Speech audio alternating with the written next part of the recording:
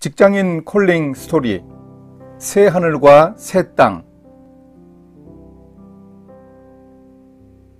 예수님을 믿다가 돌아가신 우리 할아버지 할머니, 그리고 그동안 세상을 떠난 수많은 믿음의 사람들은 지금 어디에 있을까요? 천국에 있습니다.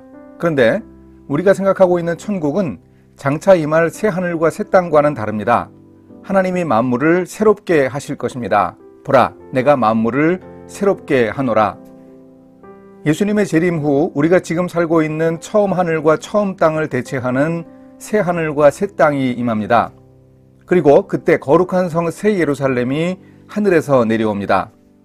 미래에 우리가 가게 될 하나님 나라의 구체적인 모습이 어떻게 되는지 정리하며 살펴보도록 하겠습니다.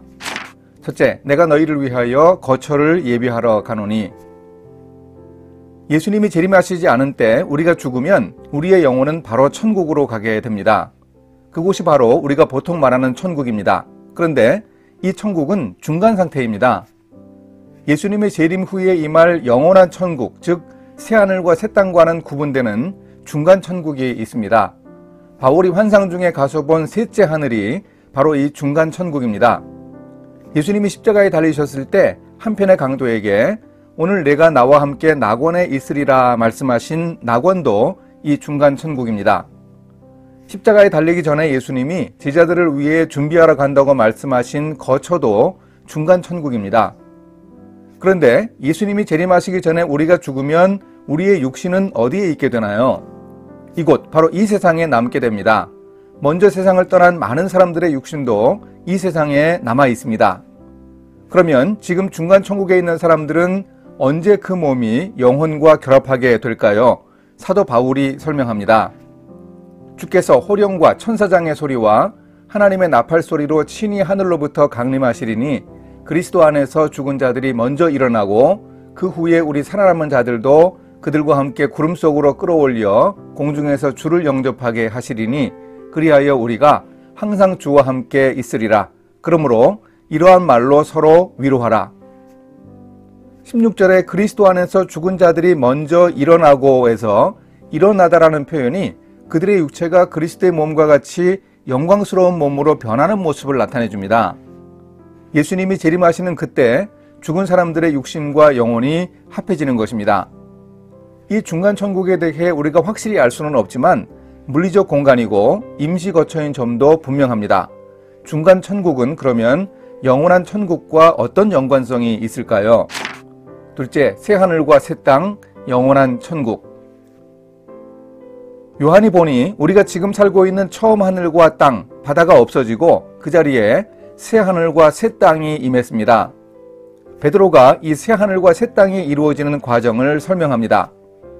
그러나 주의 날이 도둑같이 오리니 그날에는 하늘이 큰 소리로 떠나가고 물질이 뜨거운 불에 풀어지고 땅과 그 중에 있는 모든 일이 드러나리로다.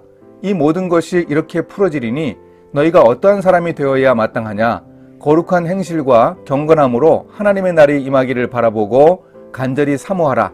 그날에 하늘이 불에 타서 풀어지고 물질이 뜨거운 불에 녹아지려니와 우리는 그의 약속대로 의가 있는 곳인 새 하늘과 새 땅을 바라보도다.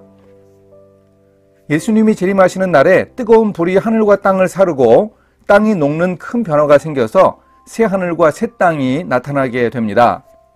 거룩한 성 새 예루살렘도 하늘에서 내려옵니다. 이 새 예루살렘이 바로 중간 천국입니다. 새 하늘과 새 땅의 조성과 함께 중간 천국인 거룩한 성 새 예루살렘이 임하여 합해져서 하나님의 나라를 이루게 된다는 설명입니다. 이 새 하늘과 새 땅에서는 과연 무엇을 할까요?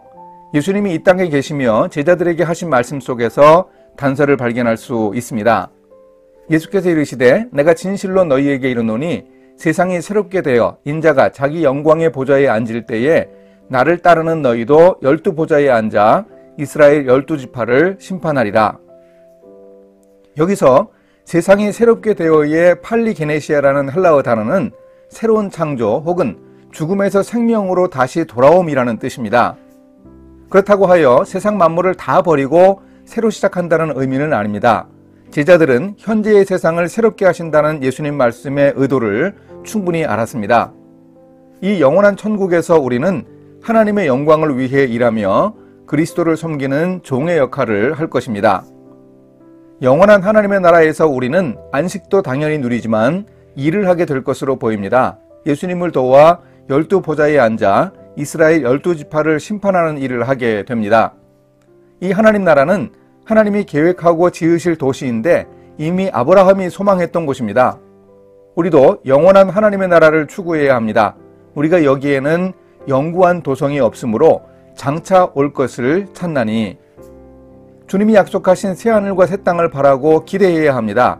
우리는 그의 약속대로 의가 있는 곳인 새하늘과 새 땅을 바라보도다.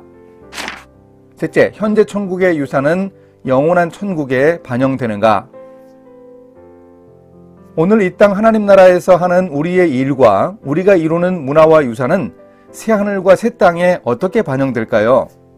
이 문제에 대해서 전멸론과 채택론이 있습니다. 전멸론은 종말의 때에 큰 변화가 일어나 완전히 뒤바뀔 것이라고 말하는 베드로후서 3장에 크게 의존합니다.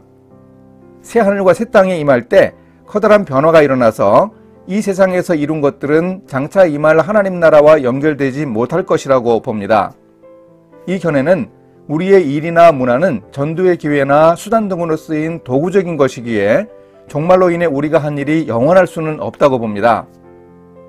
다음으로 채택론은 베드로후서 3장에 나오는 커다란 변화는 뜨거운 불을 통해 죄로 오염된 세상을 정화하는 일의 묘사라고 봅니다.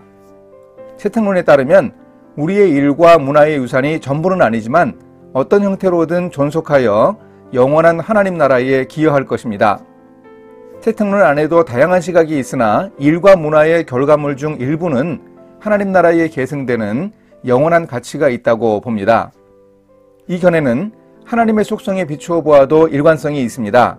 하나님이 사람을 창조하신 후에 세상 만물을 다스리는 창조의 사명을 다하도록 명령하셨습니다.